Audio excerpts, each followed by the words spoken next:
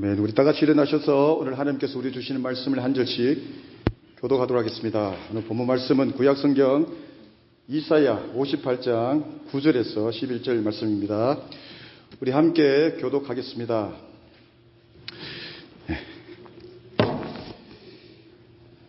만일 내가 너희 중에서 멍에와 손가락질과 허망한 말을 제하여 버리고 주님 자에게 내 심령을 동하며 고용하는 자의 심령을 만족하게 하면 내 빛이 흑암 중에서 떠올라 내 어둠이 낮과 같이 될 것이니. 우리 함께 큰 소리로 하겠습니다. 여호와가 너를 항상 인도하여 메마른 곳에서도 내 영혼을 만족하게 하며 내 뼈를 견고하게 하리니 너는 물된 동산 같겠고 물이 끊어지지 않는 샘 같을 것이라. 아멘. 다 같이 앉으시겠습니다. 함께 기도합니다.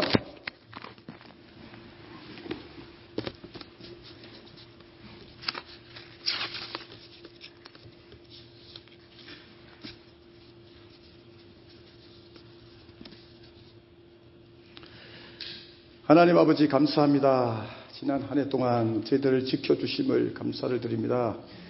이제 마지막 주일 예배를 주님 앞에 드립니다.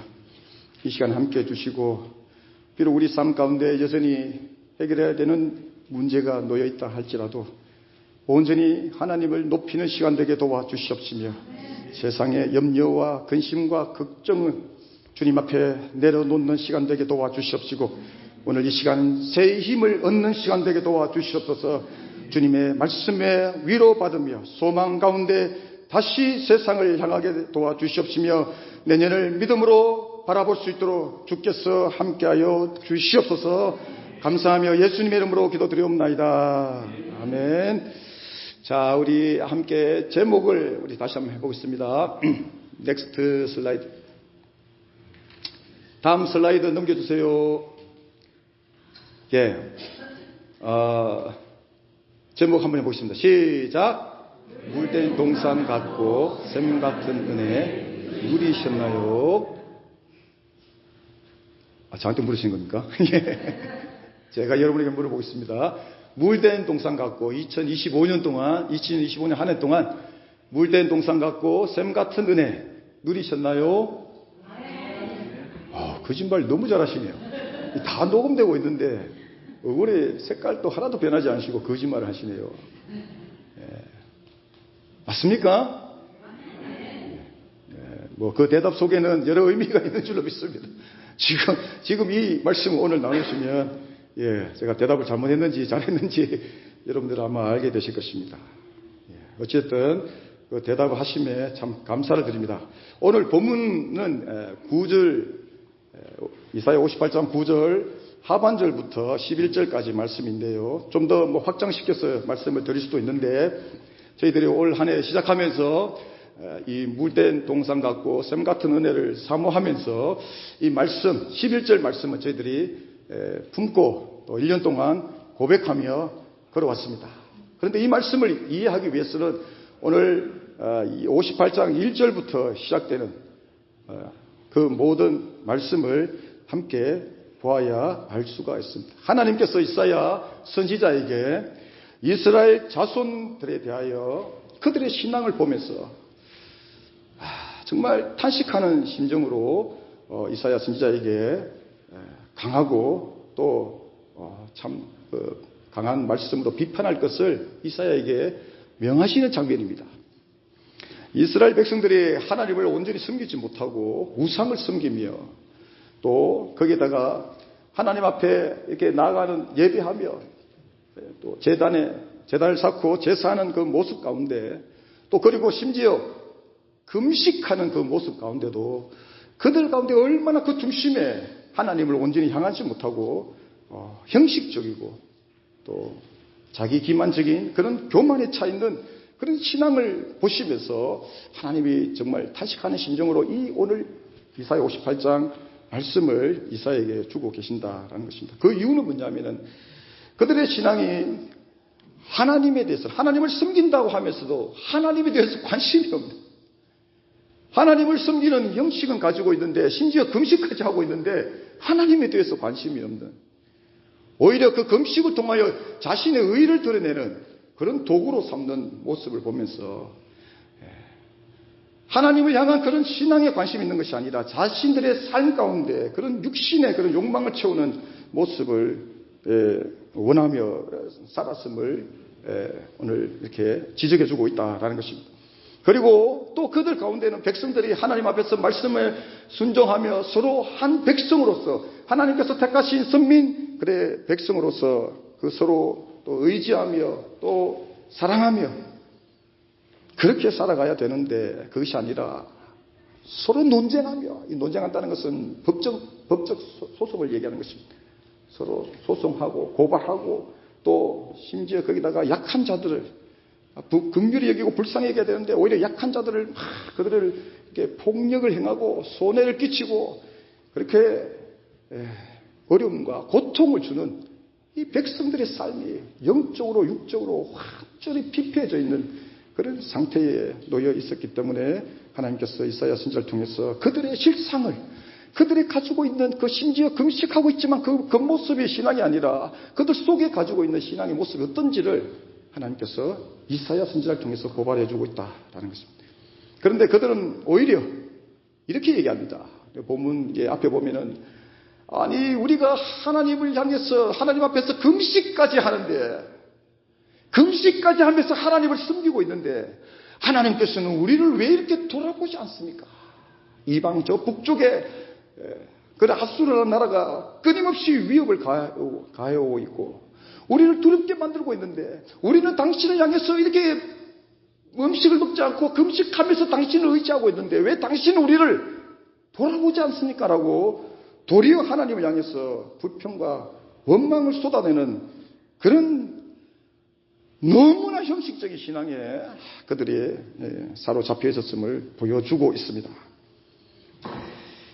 먼저 하나님께서 오늘 이 9절 앞에 부분부터 보게 되면은 하나님께서 그들에게 서로 그 금식을 하는 그 원리, 다시 말하면 밥을 굶는 그 자체가 금식이 아니라 금식을 하면서 하나님 앞에서 살아가야 되는 그런 경건한 삶, 서로 사랑하고 용서하고 자비를 베푸며 그런 은혜를 베푸며 나누며 살아가야 되는 그 삶을 하나님께서 말씀하시면서 그렇게 살 때에 하나님이 그들의 가운데 응답해 주시리라 라고 말씀해 주시는 장면이 있습니다.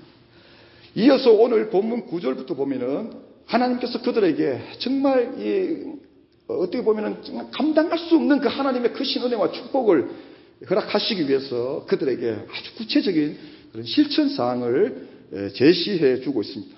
그래서 1절부터 사실은 11절까지 보려고 하다가 너무 양이 많아가지고 오늘 우리 11절을 중심으로 9절부터 어떤 하나님의 메시지의 의미가 있는지를 살펴보기로 원합니다.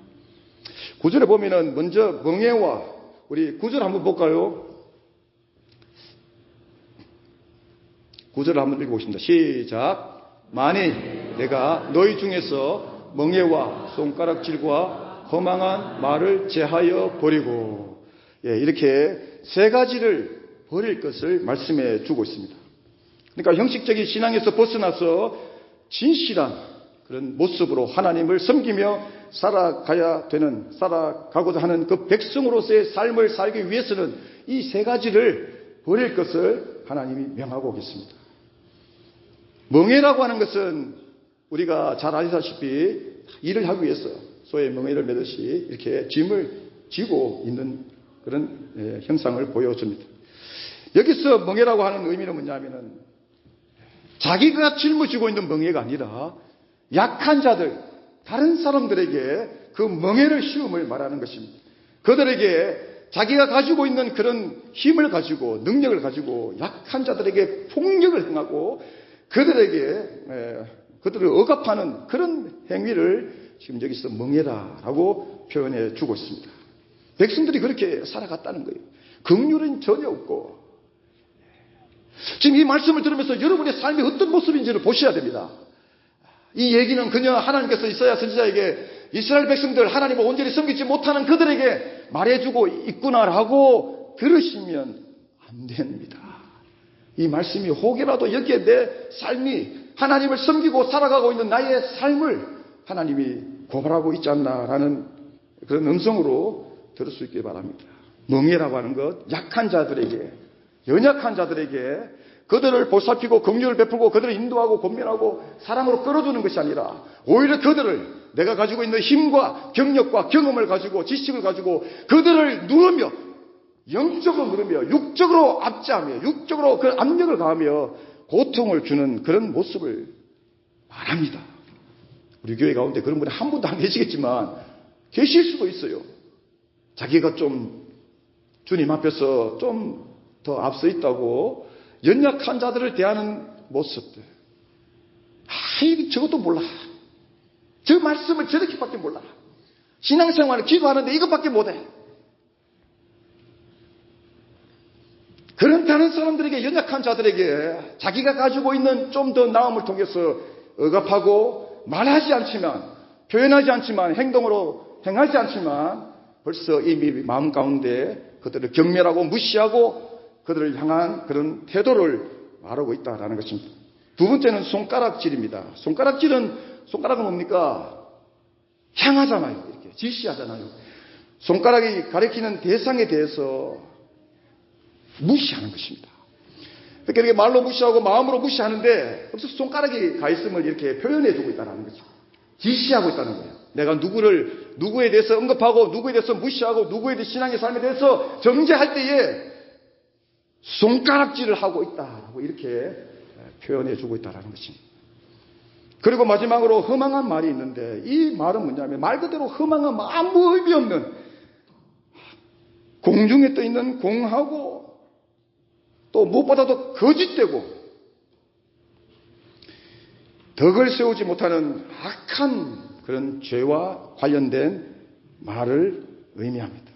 말은 하는데, 말은 많이 하는데, 간증은 많이 나누는데, 권면은 많이 하는데, 격려는 많이 하는데 선을 전혀 이루지 못하는 모습을 말하는 것입니다.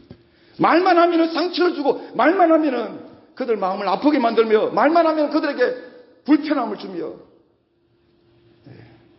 정죄하는 그런 도구가 되는 허망한 말, 아무 쓸데없는, 아무 열매가 없는, 아무 선함을 이루지 못하는 그런 말을 하고 있음을 말하는 거예요.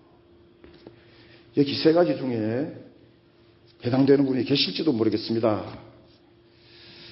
나는 그냥 신앙생활 잘하고 살았는데 주님 열심히 섬기며 살고 있는데 연약한 자들에 대해서 멍에를 씌우지는 않았나. 손가락질하며 저거 그렇게 무시하며 경멸하며 살고 있지 않았나. 또 그리고 허망한 말, 고민한답시고 사람에게 상처를 주고 정죄하고 잘 품어주고 이렇게 해도 부족한데도 불구하고 막 잘하지 못하도록 눌러버리는, 상처를 주게 되는 그런 말을 하며 살아오지 않았나 하는 것을 지금 하나님께서 이사야 선지자를 통해서 묻고 계신다라는 것입니다. 그러니까 백성들이 겉으로는 말합니다. 아니 금식까지 하는데, 금식까지 하며 하나님을 향한 그런 열정과 그런 경건한 신앙을 소유한 것처럼 보이는데, 여러분이 금식한다는 것이 얼마나 힘듭니까? 저도 해봤지만 정말 며칠 지나면 죽을 것 같습니다. 정말 힘이 하나도 없어요. 금식한다는 것은 하나님을 향해서 온전히 의지하고 하나님을 붙들지 않으면, 하나님을 묵상하지 않으면 견딜 수가 없어요. 이 고통이. 식당에 냄새만 나도 견딜 수가 없습니다. 그런 모습을 가진, 하나님 앞에서 금식까지 하며 음식을 절제하며 하나님 앞에 나가는 열정을 보여주는 그런 신앙을 소유한 것처럼 보이는데, 실상은 그들의 입에서 나오는 말들이, 그들이 연약한 자들에서 대하는 말들이, 그들의 연약한 자들을 향해서 말하는 모든 내용들이, 행함들이 전혀 금식과는 상관이 없는, 금식이 가지고 있는 그런 본질적인 의미와는 상관이 없는 악을 행하고 서로 경멸하고 막 고소고발하고 억압하며 무시하며 거짓말하며 하나님의 백성의 공동체에 덕을 세우지 못하는 그런 모습을 취하고 있었다라는 것입니다. 그래서 하나님이 말씀하십니다. 이 금식을 내가 기뻐하겠느냐. 하나님께서 기뻐하시는 금식, 진실한 신앙, 하나님 앞에서 연약하다 할지라도 자신의 연약함을 드러내는, 고백하는 그런 신앙생활이 되고자 한다면 하나님께서 오늘 이 백성들에게 이 세 가지를 버려라. 버려라. 예배하는 사람 기쁩니다. 주님을 섬기고 사는 사람 기쁩니다. 때로는 인정도 받습니다. 때로는 정말 그 속에서 열매를 보며 기뻐합니다. 그런데 그 중심에 뭐가 있느냐라는 것입니다. 그 중심에 만약에 다른 사람을 정죄하며 다른 사람을 억압하며 다른 사람을 무시하며 손가락질하며 그렇게 얻은 열매라면은 오늘 하나님께서 이 말씀을 주신다라는 거예요. 버려라라는 것입니다. 진실하지 않다라는 것입니다. 아무리 열심히 다하여 예배한다 할지라도 아무리 열심히 다하여 주를 위하여 섬기고 살았다 할지라도 버려라는 거예요. 버려라. 이 금식이 나를 기쁘게 하겠느냐? 너희들의 신앙의 삶이 이 중심이 벌써 이렇게 신실하지 않는데 그 신앙의 삶은 내가 기뻐하겠느냐라고 하나님이 말씀하고 계신다라는 것입니다. 다음으로 10절에 보시면은 줄인 자에게 내 심정이 동하며 괴로워하는 자의 심정을 만족하게 하라라고 명하십니다. 우리 10절 볼까요? 10절 보겠습니다. 우리 다 같이 읽어보겠습니다. 시작. 줄인 자에게 내 심정이 동하며 괴로워하는 자의 심정을 만족하게 하며 네, 여기까지 보겠습니다. 여기까지 보면은 이 두 가지를 하나님께서 말씀하고 계십니다. 앞에서 부분은 세 가지를 제하여 버려라. 너희들이 금식까지 하는 거, 어떻게 열심히 섬기고 사는 거 어떨지 모르겠는데, 그러나 내가 기뻐하는 금식, 내가 너희들로부터 기뻐할 수 있게 만들려면은 그 세 가지를 버려라고 말씀하시면서 10절에서는 두 가지를 말씀하고 계십니다. 첫 번째는 줄인 자에게 내 심정이 동하게 하라고 말씀하십니다. 이 의미는 뭐냐면은 공동체 가운데 연약한 자에 대하여 마음을 같이 하라라는 것입니다. 이게 얼마나 중요한지 모릅니다. 지금 하나님께서는 이스라엘 백성들에게 다시 말하면 신앙생활의 그 겉모습을 말씀하는 것이 아니라 그들이 행하고 있는 심지어 금식을 행하고 있는데도 불구하고 그들의 중심에 뭐가 있는지를 지금 하나님께서 지적하고 계시는 것입니다. 연약한 자에 대하여 그런 이렇게 겉으로 도와주고 구제하고 하겠죠. 우리도 마찬가지로 선을 베풀고 그렇게 하겠지만 그러나 그 모습 가운데 그 중심 가운데 만약에 하나라도 나의 의로움을 드러내고 선교를 하든 구제를 하든 돕든 도움의 손길이 필요해서 나의 삶의 어떤 시간과 물질을 가지고 섬길 때에 중심에 자신의 의를 드러내는 모습들, 그리고 행하는 마음이 억지로 인색함으로 불편한 마음이 있는데도 불구하고 형식적인 모습으로 내가 해야 된다라는 생각으로 하는 모습을 지금 지적하고 있다는 것입니다. 그래서 하나님이 이거 기뻐하겠느냐라는 거예요. 우리가 지난 한 해 동안 열심히 주를 섬기고 살아왔는데 이 마지막 주에 갑자기 이게 무슨 말씀, 이 좋은 말씀 마지막에 11절 말씀을 두고 어떻게 이런 말씀이 있는가? 이 지금 분위기가 이렇다는 거예요. 하나님이 혹여라도 우리 교회 가운데, 여러분 우리 고백할 수 있습니다. 하나님 우리 가운데 얼마나 많은 은혜를 주시고, 어제도 제가 기도 제목 1년 동안 어떻게 인도하시는지 보니까 너무 많아요. 기도 응답도 많고 그런데 은혜도 많고 성장도 있고 열매도 있고 있는데 그것이 도대체 무엇 때문에 나의 마음을 기쁘게 하는 것인가? 보라라는 것입니다. 우리의 의로움이 되어서는 안 된다라는 거예요. 우리가 우리의 마음을 흡족하게 하고 우리의 마음을 기쁘게 하는 내용이 되어서는 안 된다라는 것입니다. 혹시라도 1년 동안 오늘 이 자리에서 우리 함께 다 이렇게 정산하고 가기를 원합니다. 하나님 앞에서 혹이라도 제가 묻지 않을 테니까 하나님 앞에서 혹이라도 섬기면서 주를 위하여 섬기면서 신앙생활하면서 나의 의로움을 드러내는 모습이 있는가 볼 수 있기를 바랍니다. 내 마음이 기뻐서 하기 싫은데 사람들 눈이 있고 하나님 앞에서 정직하지 못한 모습으로 살아온 내용들이 있다면 오늘 이 시간에 여러분 마음껏 마음을 다해서 저 깊은 곳에 있는 것까지 다 끌어내서 주님 앞에 쏟아낼 수 있기를 축원드립니다. 해결하고 가기를 원합니다. 두 번째는 하나님께서 무엇을 원하시는가? 괴로워하는 자의 심정을 만족하게 하라. 이것은 단지 공동체 안에 슬프고 괴로워하는 자의 그런 마음을 헤아려 주는 정도가 아니라 그의 영혼과 마음, 육신, 그의 삶을 통틀어 받아들여서 그 모든 삶이 만족이 될 수 있도록, 회복이 될 수 있도록 그렇게 하라라고 말씀하십니다. 아까 제 11주 우리가 함께 나누고 제가 여쭈니까 누리셨나요? 하니까 아멘 그러셨는데 여러분 이 삶을 살으셨나라는 것입니다. 이 삶에 대해서 먼저 고백을 하고 대답을 할 수 있어야 우리 11절에 아까 처음에 제가 여러분들에게 물었던 것처럼 그 물음에 답을 할 수가 있다라는 것입니다. 지금 생각해 보니까 그래도 하나님이 나의 삶 가운데 함께 하시고 동행하시고 은혜 주신 것에 대해서 감사하는 마음으로 여러분이 고백하신 것은 충분히 제가 이해할 수가 있는데, 하지만 그 은혜를 실제적으로 누리기 위해서는 지금 이 부분들이 해결이 되어야 된다라는 거예요. 그럴 때에 이제 하나님으로부터 주어지는 은혜가 있는데, 그것이 바로 내 빛이 흑암 중에서 떠올라 내 어둠이 낮과 같이 될 것이며, 이렇게 말씀해 주고 있습니다. 어둠 속에서 빛이 솟아오름을 말해주고 있습니다. 여러분들이 있는 곳에 빛이 드러난다라는 것입니다. 아까 저는 아멘 그냥 큰 소리 했는데 한번 보십시오. 그 아멘처럼 여러분들의 삶 가운데 빛이 드러나고 있는가? 하나님 말씀하십니다. 그러한 자는 어둠 가운데서 빛을 비춘다. 여러분들이 있는 그곳에 빛이 나고 있습니까? 여러분들이 있는 그곳에 생명이 솟아나고 있습니까? 여러분들이 있는 그곳에 회복이 일어나고 있습니까? 보시라는 거예요. 회복도 없고 생명도 없고 아무 열매가 없는데, 선한 열매가 없는데 아멘 그런다고 되는 일이 아니다라는 거예요. 이 물음을 우리에게 주고 있다라는 것입니다.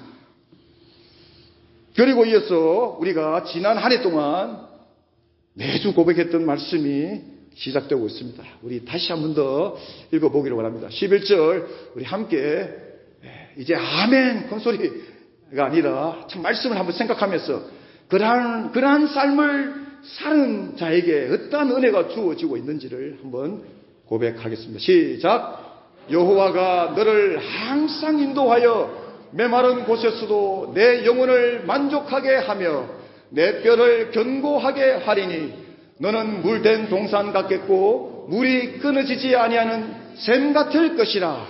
아멘. 자, 여러분, 이 은혜가 얼마나 큰지 모릅니다. 제가 한 해를 시작하면서 여러분들에게 말씀을 드렸는데 아마 다 잊어버리셨을 것입니다. 이것을 풀어서 말씀드리면, 먼저는 하나님께서 한순간도 항상 인도하며 한순간도 떠나지 않으시고 항상 함께 하셔서 안전하게 거할 수 있도록 하나님께서 지켜주심을 말씀하시는 것입니다. 이거는 좀 맞는 것 같아요. 하나님께서 여기 있다는 이유가 하나님께서 우리를 지켜주신 은혜가 있음을 고백하게 됩니다. 그런데 두 번째로 메마른 곳. 이 메마른 곳이 있는데, 이 메마른 곳의 의미는 뭐냐면은 우리의 삶이 지나온 이 시간을 돌아보면서 혹여라도 우리의 삶의 시간이 메마른 곳 같은, 사막 같은, 광야 같은 그런 시간을 지나오신 분들이 계십니다. 그곳에서 주님이 나와 함께 하시지 않은 것 같고, 주님이 나의 기도에 아무리 기도해도 응답이 없으신 것 같고, 말씀을 붙들어도 말씀을 묵상해도 이것이 내게 힘이 되지 않고 능력이 되지 않고 불안과 염려 속에 그 시간들을 아마 어떻게 보면 버티면서 지나오신 분들이 계실 것입니다. 그 시간 속에 때로는 말할 수 없는 고난, 말할 수 없는 고통들, 그런 외로움들, 고독함들, 그리고 심신이 지쳐서 신앙생활 하기 힘들 정도의 그런 지쳐버린 그런 절망 속에 그랬을지라도 하나님께서 그 영혼 가운데 찾아오셔서 독수리 같은 힘을 주시고 또 그 영혼을 회복시키시고 그 영혼을 만족시키시는 하나님을 통하여, 하나님을 소유함을 통하여 그 고난 가운데서도 다시 샘 솟듯이 일어날 수 있는 힘을 공급받음을 말한다라는 것입니다. 혹시 여러분 가운데 다 말하지 않는다 할지라도 그런 순간이 분명히 자리하고 있었을 것입니다. 그 시간 속에 신앙생활 조금 멈추고 싶고 주님 앞에 기도한다는 것이 얼마나 힘든지, 이 입술을 열어서 기도한다는 것이 힘든지를 경험하며 더군다나 찬송한다는 것, 찬송할 수 없는 그런 심정의 상태, 영적인 상태, 하나님의 말씀을 볼 수도 없는 상태, 그냥 주저앉아서 온 몸과 영혼이 지쳐버려서 그냥 그대로 주저앉고 싶은 그 순간에 저와 여러분이 지금 있다는 사실은 그 하나님께서 저와 여러분을 붙들고 일으키셔서 여기까지 오게 된 줄로 믿습니다. 이 은혜가 오늘 앞에서 말하고 있는 자에게 주어진다라는 것입니다. 하나님께서 함께 하시고 동행하시고 은혜를 주시고 사막 같은 그 삶의 시간 속에서도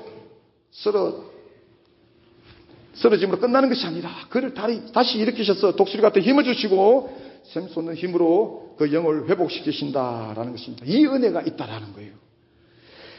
그런데 여기서 끝나지 않습니다. 또한 뼈를 견고하게 하실 것이다 라고 말씀하고 계십니다. 이것은 뭐냐면은 뼈를 견고하게 하신다라는 것은 삶이 요동하지 않고 견고하게 서 있음을 말해주고 있습니다. 신앙의 삶이 마치 뼈를 녹이듯이 고난과 어려움과 슬픔을 당할 때에 그 속에 빠져서 헤어날 수가 없고 마음이 요동하고 막 흔들려서 주님을 떠날 수도 있는 그런 요동할 수 있는 상황인데도 불구하고 하나님께서 그에게 견고하게 다시 그에게 힘을 주셔서 어떤 그런 지친 상황 속에서도 그 자리에서 폭풍이 찬양 가사처럼 폭풍이 불어도 비바람이 불어도 그곳에서 버틸 수 있도록 견고하게 서 있을 수 있도록 그를 붙들어 주신다라는 것입니다. 이 은혜가 앞에서 말하고 있는 그것을 행하는 자에게 하나님께서 허락해 주신다라는 거예요. 계속해서 말씀하십니다. 물된 동산 같겠고, 여러분 물이라고 하는 것은 물을 이렇게 저희 고향에도 물이 흐르면은 산에서 내려오니까 물이 흐르면 물을 따라가다 보면 물이 흐르는 시작되는 시작점이 있습니다. 저희 고향에도 수원지가 있고 물이 나오는 땅 속에서 나오는 그런 원천지가 있다라는 것입니다. 물된 동산 같겠고라는 의미는 뭐냐면은 하나님으로부터 주어지는 이 은혜가 이 은혜의 풍성함 속에 끊임없이 그 은혜가 끊임없이 주어지고 있는 삶을 말하는 것입니다. 이것은 우리 삶 가운데 때로는 고난 속에 있다 할지라도 끊어지는 의미를 나타내는 것이 아니라 그 속에서도 그 고통 속에서도 주님을 찾고자 하는 마음이 정말 힘든 가운데 있음에도 불구하고 하나님의 은혜가 끊임없이 주어지고 있음을 말한다는 것입니다. 물된 동산같이 물에서 원천이 어딘지는 모르겠지만 물이 계속해서 주어지고 있는 것이에요. 하나님 나는 주를 그만 섬기고 싶습니다. 예배하기조차 힘듭니다. 나를 그만 이 자리에서 머물게 그냥 두세요라고 한다 할지라도 하나님의 은혜가 그에게 끊임없이 공급해주고 있음을 말하는 것입니다. 그래서 그 은혜가 결국에는 그 은혜로 인하여 다시 주님을 바라보며 주님 앞에 나오게 되는 그런 하나님의 은혜가 주장하는 삶을 살아가게 됨을 말하는 것입니다. 여러분 이 은혜가 얼마나 큰지 모릅니다. 여러분 우리 마음으로 주님을 예배하고 산다는 것이 얼마나 힘듭니까? 때로는 마음이 불편해서 예배도 빠지기도 하고 여러 저런 일로 어떤 핑계를 대고 하나님 앞에 예배하는 삶을 지킨다는 것이 얼마나 힘든데, 그런데 하나님의 은혜가 계속해서 주어짐으로 인하여 하나님을 예배할 수 없는, 하나님을 바라볼 수 없는, 하나님을 의지할 수 없는 그런 상황인데도 불구하고 하나님의 은혜가 끊임없이 나를 움직이고 나를 붙들고 나를 부르시기 때문에 하나님 앞에 나아가는 삶이 멈추지 않는 그런 은혜의 삶을 살아가게 된다는 것입니다. 할렐루야. 이 은혜가 얼마나 중요한지 몰라요. 여러분 우리가 하나님을 찬양할 이유도 많지만 하나님을 떠날 이유, 하나님을 원망할 이유, 하나님을 버리고 떠나갈 이유가 얼마나 많습니까? 그런데도 불구하고 우리의 이 못된 심령인데도 불구하고 하나님의 은혜가 물된 동산같이 끊임없이 우리의 심령을 울리고 우리 심령에 감동을 주고 우리 심령을 깨우치며 은혜를 주시며 깨닫게 하시며 눈물을 주시며 하나님의 은혜를 사모하게 만든다라는 사실입니다. 할렐루야. 마지막으로 물이 끊어지지 아니하는 샘 같을 것이다. 여러분 물이 계속해서 나온다라는 것은 금방 말씀드린 대로 물이 나오는 그 지점, 그 샘이 있음을 의미합니다. 그래서 우물을 팔 때 물이 그 샘에 어디 있는지 그걸 찾으면서 땅을 파게 되는 것입니다. 이러한 사람은 주위 사람들에게 하나님의 은혜를 나눠주고도 부족함이 없는 삶을 나타냅니다. 우리 교회에 이런 분들이 많아지기를 소망합니다. 할렐루야. 아이고 뭐 좀 이렇게 격려하다가 팍 이렇게 아이고 절대로 내가 고민 안 할 거야. 또 뭐 이렇게 좀 진하게 살다가 뭐 팍 아이고 다시는 그분 안 보고 살 거야. 여러분 이런 이유 얼마나 많습니까? 이런 웃기는 진짜 예지만 공동체 가운데 이렇게 하나님의 사랑을 깨트리는 이유들이 얼마나 많은지 몰라요. 그런데 이러한 자, 물이 끊어지지 아니하는 샘 같은 자, 이 자는 막 찔러도 또 나가. 찔러도. 아이고, 상처. 이 사람 내게 말만 하면 상처가 주네. 그래도 괜찮아. 막 은혜를 주고도 끝이 없어. 왜냐하면 내가 이미 은혜의 셈이 되었으니까. 하나님 주시는 은혜로 막 그냥 나가는 것입니다. 여러분들이 저를 아무리 욕해도 그냥 오늘 또 기쁘고 즐겁게 선포하며, 말씀을 선포하며, 박 목사 이렇고 저렇고 한번 욕하는 거 제가 다 듣는데도 불구하고 상관없습니다. 영어로 생각하며 주님의 마음으로 또 말씀 전하고 저를 의를 드러내는 것인데 마치 이런 모습처럼 여러분의 삶이 조금 찌른다고 아이고 내가 다시는, 조금 뭐 건든다고 내가 다시는, 주님이 일을 좀 하려고 하는데 뭔가 누가 이거 건드려 아이고 내가 다시는, 이런 일을, 교회만 다녀야지, 예배만 드려야지, 내 마음 편한 대로 내가 주님을 섬기고 살아야지. 얼마나 여러분 이유가 많습니까? 주님을 위해서, 주님의 몸된 교회를 위해서 섬기면 섬길수록 얼마나 많은지 몰라요. 여러분들이 제 마음을 아시겠어요? 막 웃고 소리 지르고 하니까 뭐 날마다 은혜가 충만한 것 같지요? 아닙니다, 여러분. 하나님이 저를 붙드시지 않으면 여러분 할 수가 없어요. 여러분들도 마찬가지로 작은 일을 한다 할지라도 주님께서 여러분들의 마음을 붙들어 주시지 않으면 계속해서 할 수가 없다라는 거예요. 여러분 계속해서 할 수 있는 은혜가 얼마나 큰 줄 아십니까? 내가 다시는 안 해야지. 그럼 내가 그거 괜히 내가 돈을 아껴 써야 되는데, 내 육신을 돌봐야 되는데, 얼마나 많은 이유가 있습니까? 물된 동산처럼, 또 물이 끊어지지 아니하는 샘 같은 은혜. 아무리 상처를 받는다 할지라도, 아무리 나에게 어려움을 준다 할지라도, 내 마음을 힘들게 한다 할지라도 하나님의 은혜를 끼치는 삶, 권면하고 용기를 주고 격려하고 위로를 주고 소망을 주는 끊임없는 그 삶. 할렐루야. 이 은혜가 우리 교회 가운데 주어지기를 간절히 소망합니다. 예수 믿는 거 이렇게 살아야 되지 않겠습니까? 할렐루야. 언제까지 찌르면 아이고 내가 다시는, 언제까지 그렇게 살 거예요, 여러분? 언제까지 주의 영광을 위하여 주님이 일을 하면서 마음을 조금만 건드면 내가 다시는 무슨 일을 하겠습니까? 무슨 열매를 남기겠어요? 누가 하나님께서 그 사람을 사용하시겠습니까? 하나님께서 그 교회를 사용하시겠습니까? 이 은혜가 우리 교회 가운데 주어지기를 간절히 소망합니다. 어때요, 여러분? 이제 이 말씀대로 이 풍성한 은혜를 한 해 동안 경험하셨나요? 그럼에도 아멘 하신, 저는 자신이 없는데요. 제가 원래 춤을 좀 잘 추는데, 제가 갔다가, 이런 삶을 살고 있는데, 여러분 혹시 지금 이 가운데, 나의 삶은 아니구나. 나의 삶은, 겉모습으로, 금식을 한다 하면서 주를 향해서 열정을 보이면서도 속은 그냥 형식적인 모습, 이스라엘의 신앙의 모습처럼 주를 위해 산다 하면서도 조금만 내 마음을 건드면은 모든 신앙의 삶이 멈춰버리는 그런 모습을 하고 계시다면은, 그러면 어떻게 하면은 이러한 은혜를 누리며 살 수 있을까? 오늘 본문은 어떻게 보면은 공동체 가운데 마치 선을 행하고 자비를 베풀고 그렇게 윤리 도덕적인 교훈으로 전해지고 있는 것처럼 보이지만, 그러나 본문 1절부터, 본문 앞에 있는 1절부터 쭉 보게 되면은 하나님께서 무엇을 말씀하시는지 깨닫게 된다라는 것입니다. 서두에 제가 말씀드린 대로 백성들이 겉으로는 금식을 행하면서도 삶은 전혀 금식과 무관한, 금식과 상관이 없는, 서로 싸우고 법정 소송하고 약한 자를 억압하고 겉으로는 금식한다 하면서도 하나님을 온전히 향하지 않고 때로는 우상을 섬기는 이 거짓된 그런 모습, 그 모습처럼 우리 신앙의 삶이 그러한 형식에서 빠져나와야 된다라는 것입니다. 여러분들이 예배하는데 1년 동안 예배하며 살아오셨는데 혹이라도 이 형식에, 이 그 모습에 혹이라도 빠져 계신다면, 혹이라도 그 모습으로 인하여 스스로 만족하며 주님을 위해서 내가 이렇게 했구나, 주님을 위해서 내가 이렇게 예배했구나, 주님을 위해서 내가 이렇게 섬겼구나, 자신의 의로 여기고 계시다면 빨리 그 속에서 벗어나오시기 바랍니다. 하나님 앞에서 우리의 의된 모습을 드러낼 것이 하나도 없어요.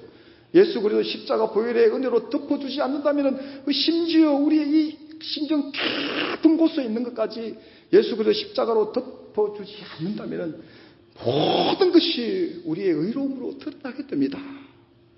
주를 향해서 왜 발걸음이 멈추는가? 우리의 의가 드러나기 때문에. 오늘 성경 공부 시간에 왕께 경배하라.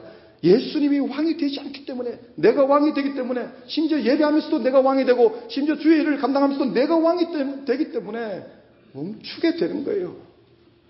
주님이 저와 여러분에게 왕으로 자리할 수 있기를 원합니다. 하나님께서 말씀하십니다. 그것이 어찌 내가 기뻐하는 금식이 되겠느냐. 너희들이 금식하면서 막 열정을 이렇게 보이는데, 너희 속을 아는데, 너희 예배하고 있는데, 너희 속을 아는데, 주의 이름으로 섬기고 있는데, 너희 속을 아는데 어찌 그것이 내게 기쁨이 되겠느냐 라고 말씀하고 계십니다. 우리는 지난 한 해를 오늘 본문 말씀을 때마다 고백하며 지나왔습니다. 어떤 분들은 이 말씀을 묵상하며 그 의미를 새기고 살아오셨을 수도 있습니다. 어떤 분들은 말씀에 조명받기보다 매주 고백하지만 저 말씀이 무슨 의미인지 아무 생각 없이 살아오셨을 수도 있습니다. 그저 내 주어진 삶 가운데 오늘 어떻게 살고 내일 어떻게 살아야 되는가 거기에 집중하며 하나님 말씀이 뭐 어떻게 하든 저떻게 하든 나의 심령을 어떻게 하든 상관없이 내가 원하는 대로 발걸음 옮기며 살아오셨을 수도 있습니다. 오늘 본문 앞에서부터 여기까지 결론이 뭐냐면은 하나님 앞에서 경건치 않은 금식처럼 신앙의 그 모습을 벗어버릴 것을 말씀하고 계신다라는 것입니다. 연약해도 괜찮아요. 부족해도 괜찮아요. 하나님께서는 부족하고 연약한 것을 지적하는 것이 아니라 그 속에 있는 가식들, 거짓들, 형식들을 지적하고 계심을 주님께서 우리에게 말씀하고 계심을 기억할 수 있기를 바랍니다. 여러분 이제 한 해를 마무리하고 새해를 맞이하면서 이제 이 말씀을 우리가 언제 어떻게 다시 만날지 모르겠습니다. 그러나 여러분 이것만큼은 꼭 기억할 수 있기를 원합니다. 하나님은 작은 행함에도 사람들이 인정해주지 않는 그런 사람들이 보지 않는 모습에도 우리 신앙의 중심을 보고 계신다라는 사실입니다. 할렐루야. 그래서 내가 과연 무엇을 위해서 내가 무엇을 구하며 무엇을 누리기를 원하며 신앙생활을 하고 있는가? 여러분들의 마음에 오늘 다시 한번 질문을 던져보시기 바랍니다. 주님이 기뻐하시는 것, 형식에서 벗어나서 주님이 참으로 원하시는 그 삶을 저와 여러분이 살아갈 수 있기를 주님의 이름으로 축원드립니다.